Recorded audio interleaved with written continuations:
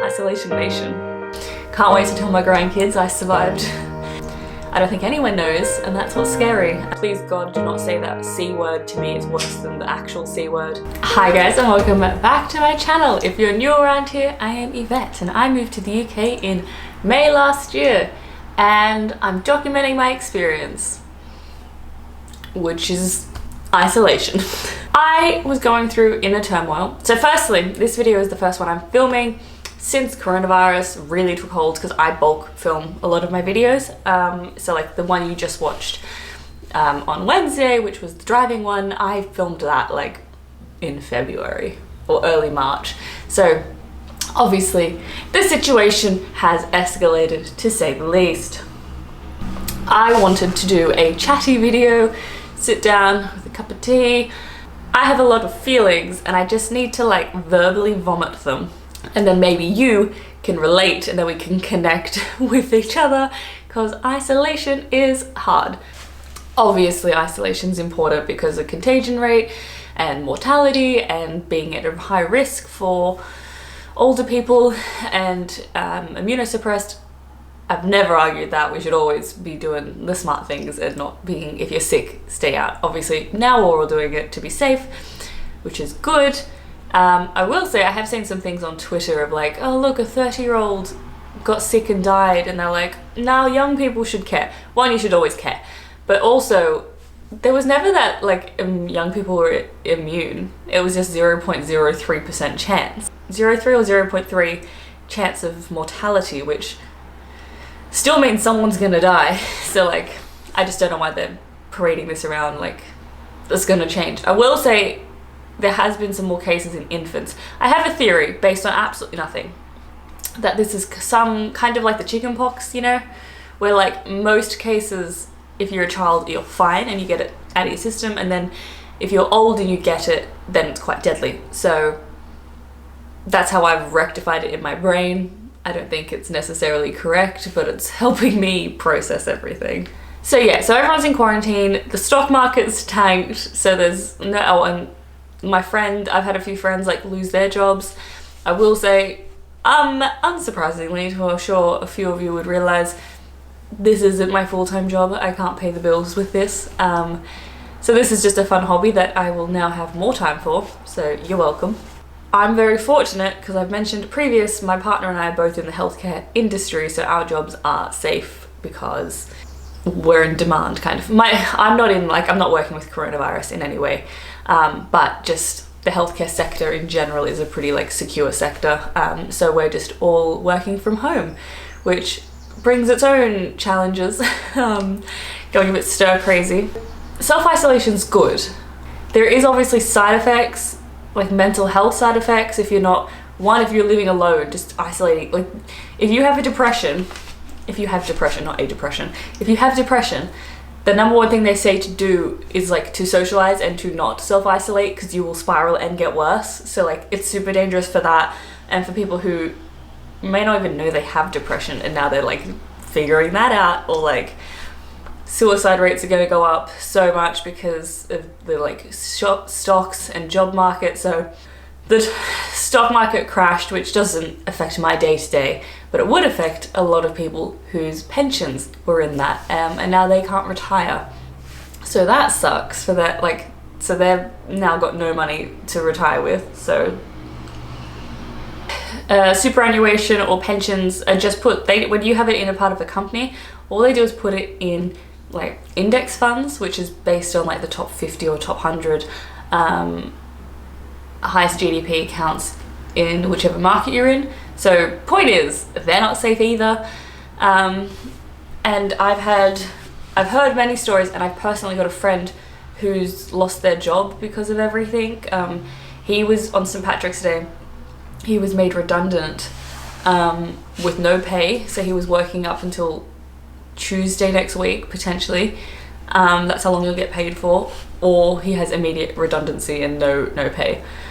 Like, so he is, his partner's a nurse, so she's working a bit, but a lot of the hospitals have closed down a lot of theatres, so even though you think a lot of the medical people would be like getting lots of hours, they're not really, unless you're in like the coronavirus area. And even then they need supplies, so there's like a shortage of masks and the ventilators and all that kind of stuff, so, and beds and stuff. So there's only like capacity is only so much. You can't just like put everyone in. So point of the whole story is now my friends are gonna have trouble paying their rent because they don't exactly have like a nest egg.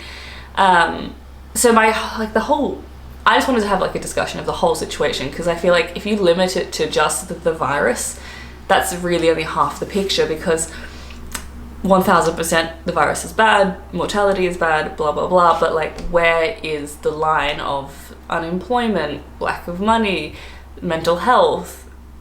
You know, there's so many flow-on effects to everything, and obviously there's a line in the sand at some point. So like isolating yourself for a day, 100% gonna have a more positive effect on the mortality and infection rate than it would have on a negative effect on your income or anything else, yeah? But let's call it 6 months. Like at 6 months, homelessness would be up, jobs, like I don't think my job would be around. If everyone's like proper lockdown for 6 months, I don't think I could have a job for that long. Now I've got savings. I think I'll be okay, but I'm probably the minority.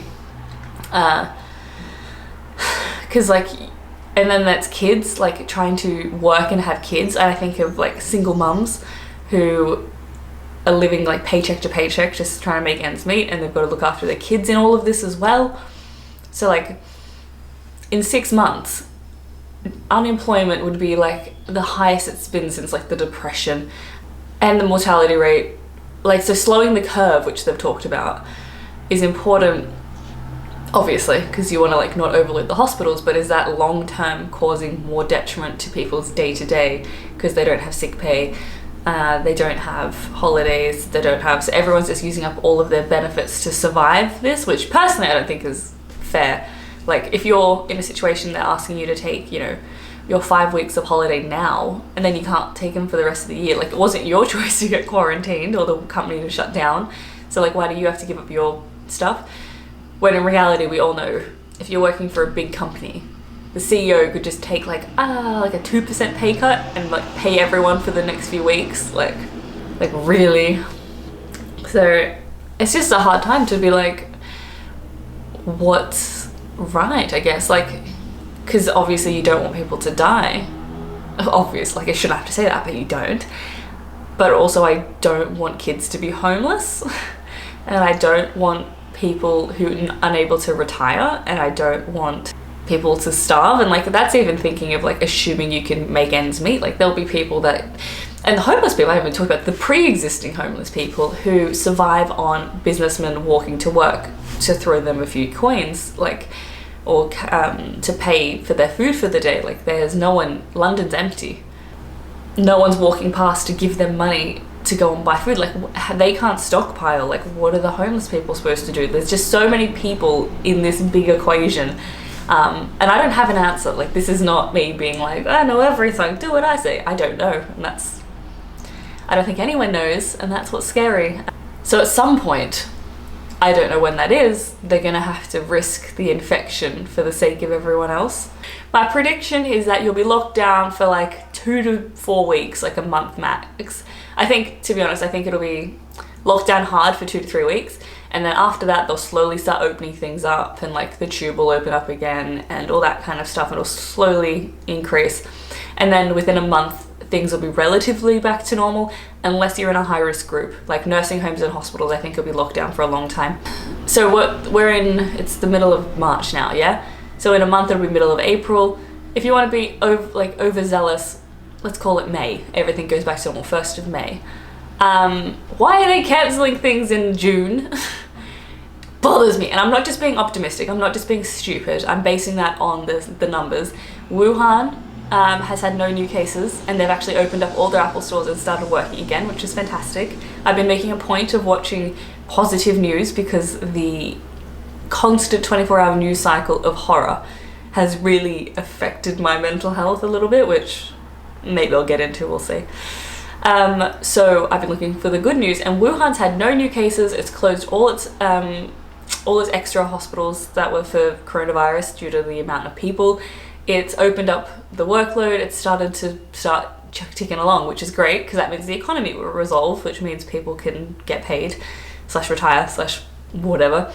And they got their peak of their infection was mid February, and they had a lot more people and a lot more, obviously they had like 80,000 infections. So if it took 80,000 people in 1 month, it's surely not going to take the rest of the Western world longer than that. So it bothers me that they've cancelled Glastonbury, which wasn't until like I think June. They cancelled Eurovision, which once again, Eurovision, why didn't they just push it back? Like it's not time sensitive. Like do it in July, do it in August. No one's saying you have to do it like when it says.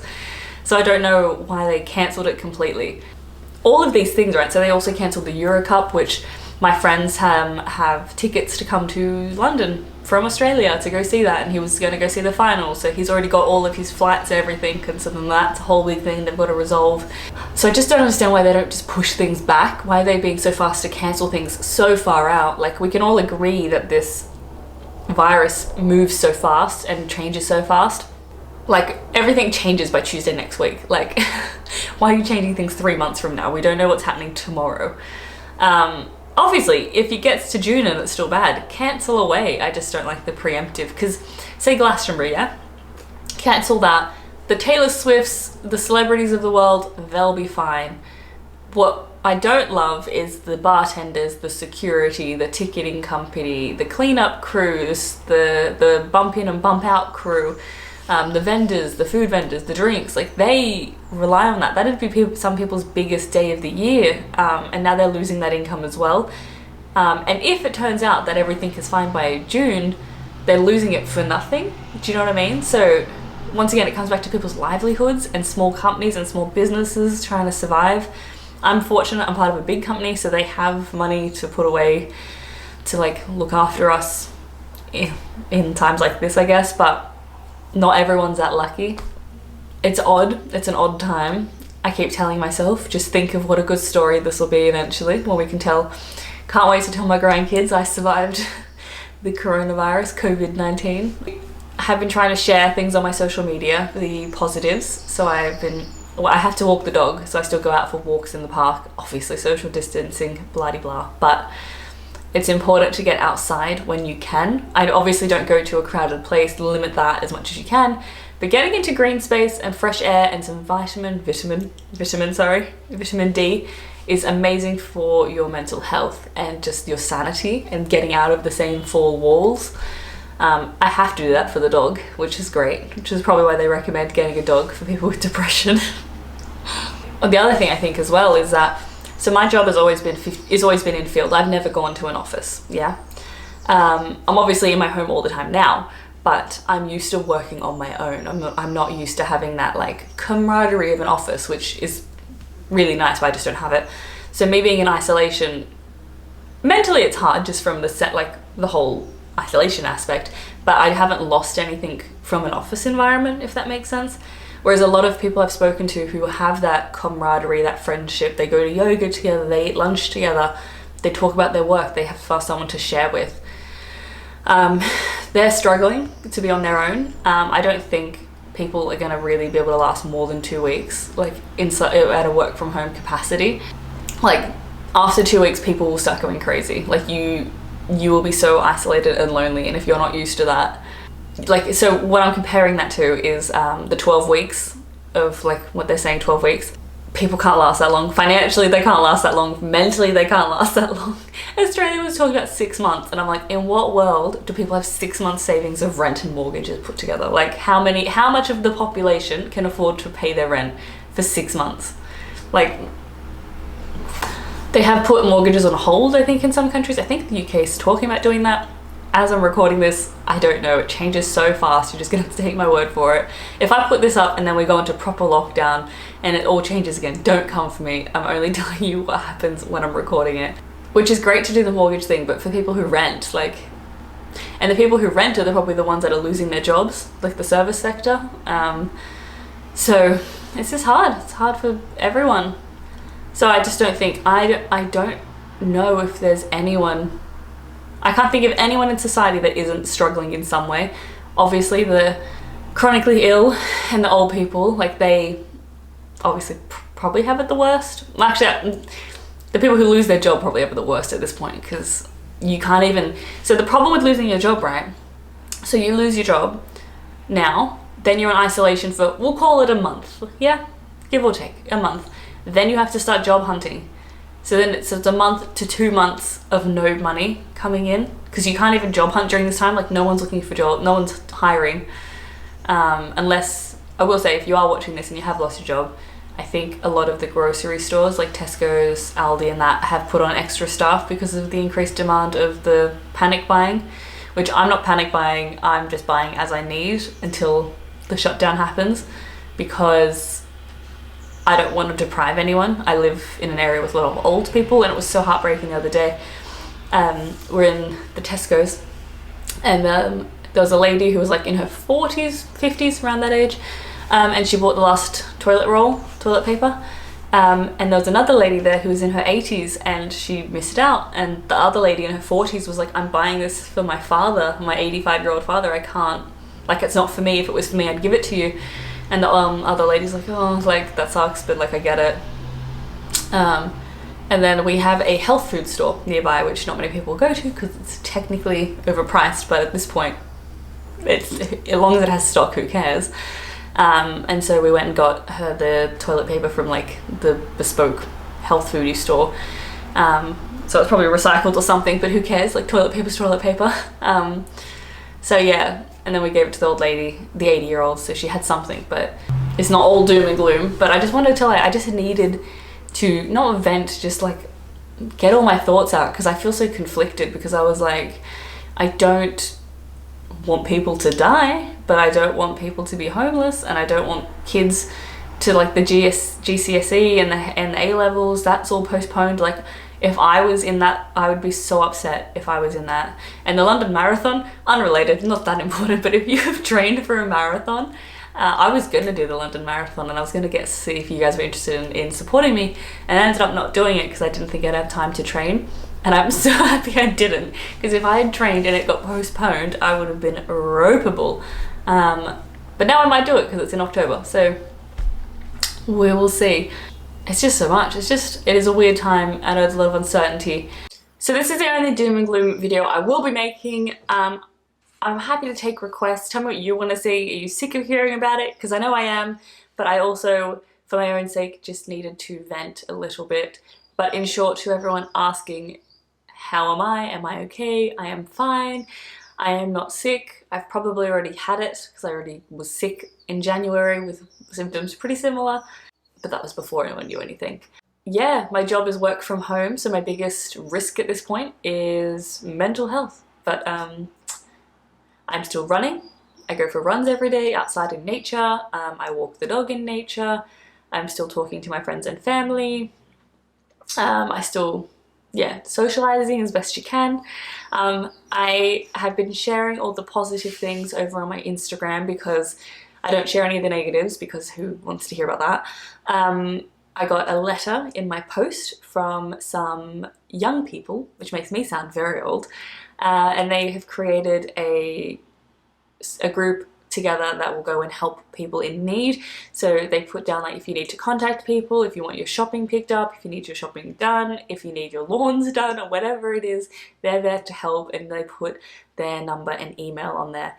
And so we messaged them saying like, we don't need help, but we're happy to help. And now there's like a group WhatsApp for the whole area we're in, sharing that, which is fantastic.